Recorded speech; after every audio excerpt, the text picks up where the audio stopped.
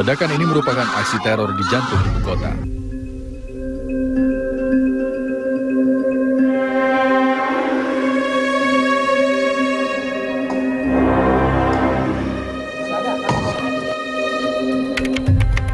Ledakan pertama terjadi sekitar pukul 10:40 Kamis siang di dekat kedai kopi Starbucks, Gedung Cakrawala. Kejadian tersebut membuat warga yang berada di sekitar lokasi.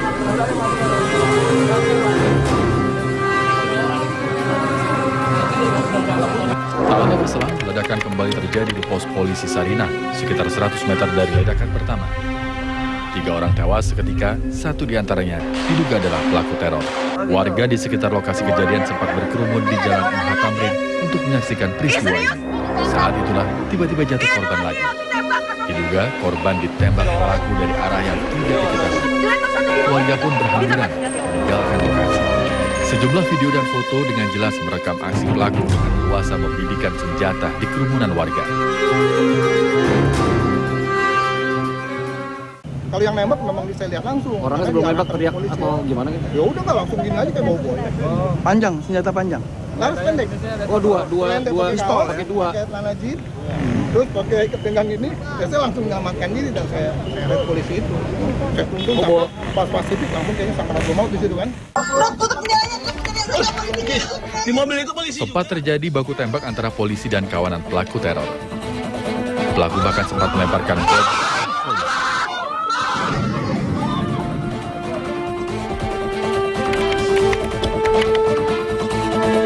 Lalu bagaimana pelaku teror bisa dilumpuhkan? Belum saya sampai sini ada mobil. Satu lagi. Itu dilempar sama bom. Duam! Dia mundur pelan-pelan. Mundur. Nah tinggal satu mobil yang tadi itu, car op-nya. Ada motor. 2. Dengan trail tuh berpasangan. Nyampe dihajar dari sini. Dari Starbucks. Tak. Lari berlompatan sampai di sini. Begitu saya lihat dia mulai ngebom orang-orang yang di sini. Saya dapat dia di belakang mobil, saya hajar. Maka itu ada lubang besar, paling besar itu peluru saya. Enggak lama jatuh. Saya lihat ada yang gelinding itu belum meledak, masih basap. Yang di tangan dia ini, dang. Iya. Enggak. Kalau pada dia jatuh aja bersama dia kan tembak kena sini. Ini berdiri di belakang mobil. Iya. Terus tamat, pelurunya terbatas, saya bilang, pilih, jangan nembak sembarangan, Mat. Serti, dia ajar, juah, gitu jatuh, ledakan lagi, 2. Begitu 2 kita hitung. 5, 4, 3, 2, saya bilang gitu. 1, kan nggak ada yang jatuh lagi, bom. Begitu dia mengerti, dia mulai merangsek ke kiri, saya ke kanan. Saya dekati, saya hajar. Sialnya dia tuh mungkin dia ambil korek api bagaimana, dia pegang begini, saya lihat, saya sikat. Tapi bukan saya sikat kepalanya loh. Ini dulu tangannya, karena dia pegang senjata. Nah, saya lumpuhkan tangannya dulu. Tetapi mungkin dia kaget, jatuhin, tam. Dia di mobil kan rusak sebelah kiri. Dia bukan bom bunuh diri. Kalau saat itu dia bom bunuh diri, dia hilang, hilang tubuh-tubuh semua. Nah, buktinya rompinya masih utuh. Ada peledaknya di situ semua, dalam keadaan safety. Beberapa saat kemudian polisi mulai menyisir lokasi tempat pelaku bersembunyi. Detik-detik ketegangan saat aparat mengepung Gedung Cakrawala sempat terekam oleh tim teliti.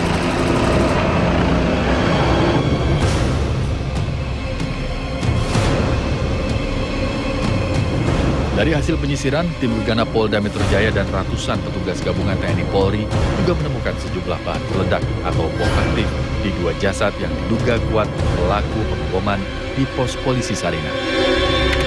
Setelah melumpuhkan sejumlah orang yang diduga kuat teroris, petugas gabungan Polri dan Polres Jakarta Pusat, Polda Metro Jaya, Inavis dan Puslapfor dan Bidokes langsung melakukan olah tempat kejadian perkara di pos polisi Sarinah, Jalan MH Tamrin, Jakarta Pusat. Dari hasil olah TKP di dalam dan luar pos yang hancur, petugas mendapati banyaknya cacaran paku dan baut. Diduga kuat paku-paku dan baut berasal dari bom paku yang diledakkan kelompok teroris. Barang bukti puluhan paku dan baut dibawa ke Laboratorium Forensik Polda Metro Jaya untuk pemeriksaan lebih lanjut. Sebelumnya, dari sejumlah foto yang beredar, pelaku teror tampak sigap merencanakan aksi tersebut. Dengan sangat leluasa, sang pelaku teror berbaur dengan kerumunan massa. Dalam aksi teror ini 7 orang tewas, 5 diantaranya diduga sebagai pelaku, sementara puluhan orang lainnya terluka.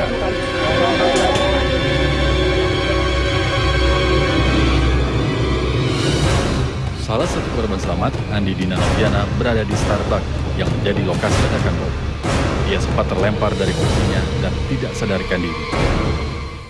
Dalam Starbucksnya pas di dalam, terus tahu-tahu ada ledakan kenceng, saya kelempar. Begitu kelempar, saya jatuh, saya bangun lagi tapi udah berantakan semuanya, udah gelap, udah banyak asap, banyak orang jatuh semua.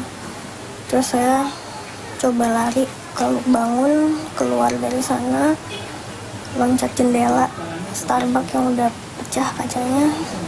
Saya keluar jendela, saya jatuh lagi, terus saya dengar ada ledakan lagi.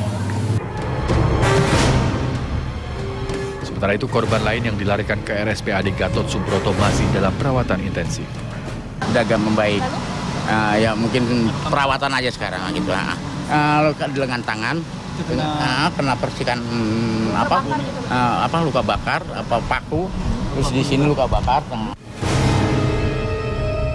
Ledakan bom yang terjadi di kawasan protokol Jalan MH Tamrin, Jakarta Pusat masih menyisakan tanya, siapakah pelaku teror dan pesan apa yang ingin mereka sampaikan.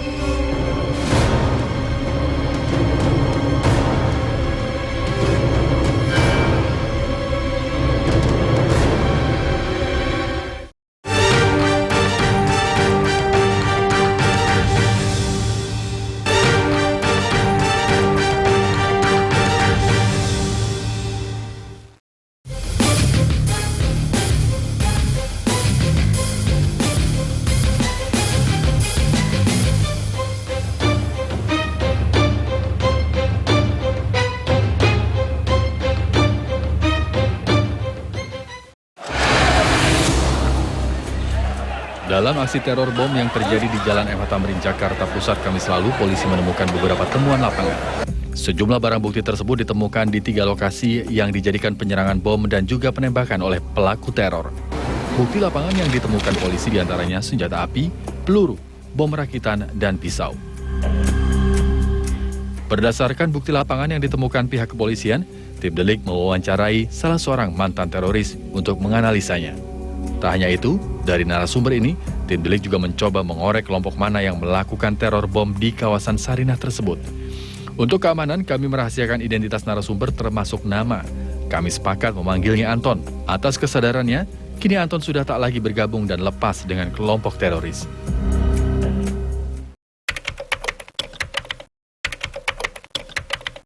Kalau saya melihat, kalau yang disebut bom itu adalah sebuah composition. Jadi memang sebuah eksplosif yang sudah dicetak oleh pabrik yang berbentuk bahan peledak. Tetapi kalau yang tadi saya melihat di lokasi itu seperti petasan besar yang akhirnya bunyinya membersamai seperti bom.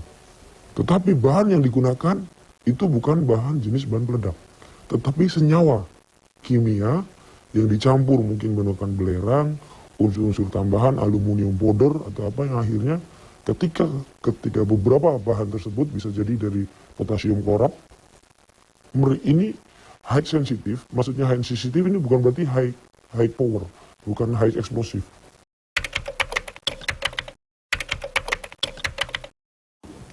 Ini ada 2 posisi jawaban ketika terkait senjata dan orang. Ada 2 bagian.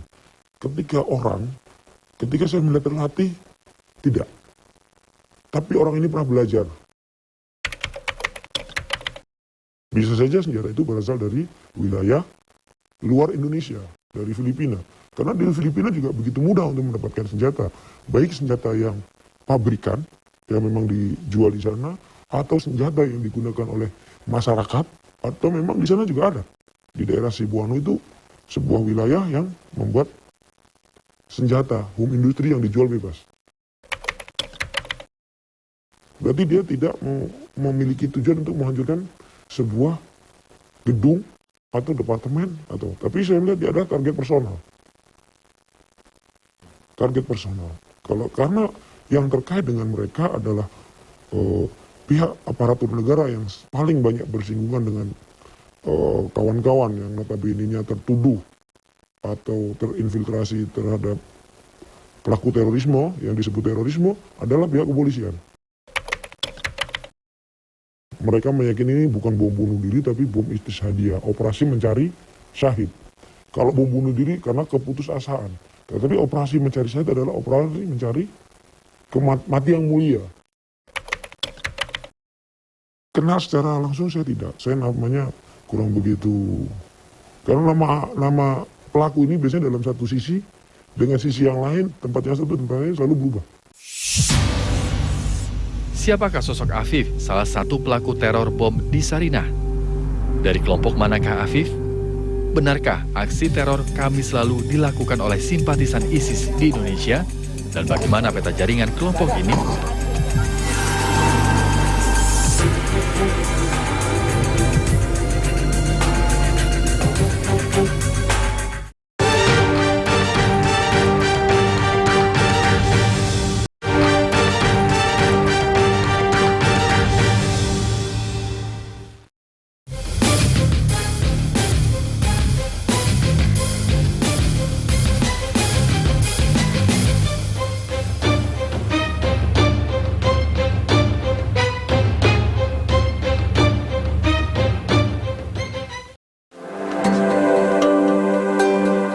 Pasca aksi teror di kawasan Sarinah, Jalan MH Tamrin, Jakarta Pusat, tim Detasemen Khusus Anti Teror 88 langsung melakukan penggerebekan di sejumlah lokasi yang dicurigai memiliki kaitan dengan aksi teror bom. Penggerebekan yang diwarnai penangkapan kali ini lebih diintensifkan guna kepentingan pengembangan kasus bom Sarinah. Tim Densus 88 langsung bergerak ke beberapa wilayah seperti Poso, Sulawesi Tengah, Depok dan Bogor, Jawa Barat, Balikpapan, Kalimantan Timur, Semarang, Jawa Tengah, dan sejumlah lokasi lain yang memiliki keterkaitan dengan bom Sarinah. Di Poso, Sulawesi Tengah, satu terduga teroris tewas dalam penggerebekan yang diwarnai baku tembak. Di lokasi petugas juga menemukan bom rakitan. Sementara di Kalimantan Timur, seorang terduga teroris ditangkap dan ditemukan pula sejumlah bahan peledak dan tulisan terkait ISIS. Sementara di Depok, Jawa Barat, tim Densus 88 menggerebek sebuah kontrakan yang dicurigai sebagai tempat tinggal terduga teroris. Petugas juga menemukan bendera ISIS dalam penggerebekan tersebut. Di Jawa Tengah, 6 warga juga ditangkap dalam penggerebekan. Sementara dalam penggerebekan di Solo, Jawa Tengah, tim Densus juga berhasil mengamankan 16 orang yang diduga anak buah Bahru Naim. Bahru Naim sendiri dikenal sebagai tokoh teroris yang memiliki peran penting dalam ledakan bom di Sarinah beberapa waktu lalu. Naim yang pernah ditahan pihak kepolisian ini diketahui merupakan petinggi ISIS di kawasan Asia Tenggara. Insiden ledakan bom di Sarinah pun semakin dikaitkan dengan sepak terjang ISIS di Indonesia, di mana sejumlah pelaku dinilai memiliki benang merah dengan kelompok radikal Suriah ini. Keterkaitan dengan ISIS makin diperkuat oleh temuan sejumlah barang hasil penggerebekan tim Densus 88 baru-baru ini dari kediaman para terduga teroris, seperti ditemukannya bendera maupun atribut ISIS lainnya. Kalau kita tengok sebelum-sebelumnya, kan Indonesia ini nggak ada ancaman sama sekali dari JI, JAT, nggak ada. Yang paling ke depan di dalam mengancam, baik internasional maupun negeri kita, itu kan hanya ISIS. Sejak adanya penyerangan Rusia ke Suriah, mereka kan mengancam bahwa salah satu negara yang diancam Indonesia. Untuk sementara memang yang paling kuat tertuduh adalah ISIS. Makanya saya tidak bisa mengambil kesimpulan secara langsung sudut pandang mana, kelompok mana, tetapi ketika melihat satu sisi yang ramai pada saat ini akan terkait dengan pemahaman yang tertuju kepada ISIS yang ada di Indonesia. Merupakan jaringan daripada ISIS yang di bawah pimpinan dari Bahru Naim yang ada di Raqqa, Syria sana. Mereka melaksanakan amalia dalam rangka untuk mempublikasikan ke dunia bahwa ya mereka ini eksis dan juga ya mereka akan melaksanakan amalia terhadap target-target yang telah mereka tentukan. Di mobil itu polisi. Sementara Menteri Koordinator Politik, Hukum dan Keamanan Menko Polhukam Luhut Binsar Panjaitan mulai menelusuri dugaan adanya aliran dana asing dalam aksi teror di Indonesia, termasuk aliran dana dalam aksi bom Sarinah beberapa waktu lalu. Sudah, tapi kalau saya memang ada yang dapat dari Australia beberapa waktu yang lalu, itu melalui PPATK kita dapat, ada juga mungkin dari tempat lain. Aliran dana dari kita masih trace dana itu, tapi sumbernya kelihatannya dari Australia ya. Salah seorang pelaku bom Sarinah ini diketahui bernama Afif. Afif dan seorang rekannya bernama Ahmad Muhazan tertangkap kamera saat melancarkan aksinya di lokasi pengeboman.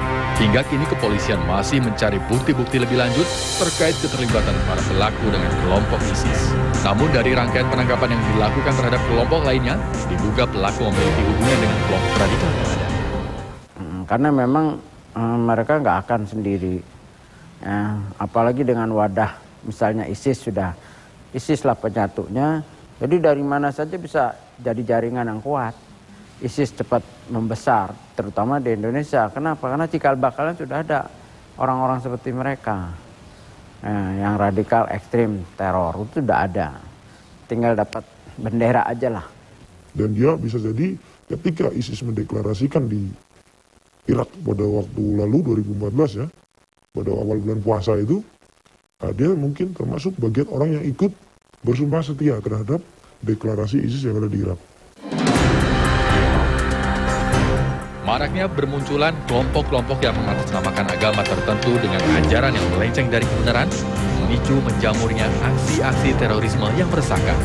Kondisi politik serta ekonomi yang tidak stabil membuat sebagian orang frustasi dan memilih jalan pintas yang tidak lagi mempertimbangkan akal sehat.